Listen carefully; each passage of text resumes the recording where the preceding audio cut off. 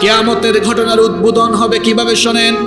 কিয়ামত হবে জুমাবারে, জুমার দিনে কিয়ামত হবে।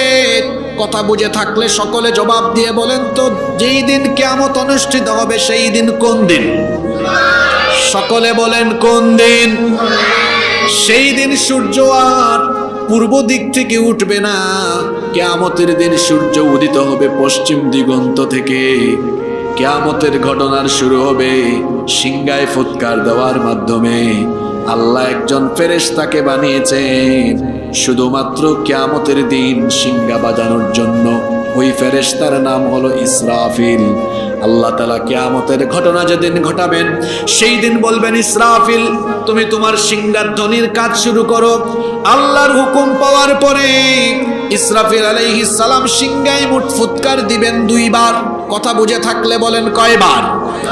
প্রথমবার সিংহায় ফুৎকার দেওয়ার পরে সব পরিস্থিতি কেমনে বদলে যাবে।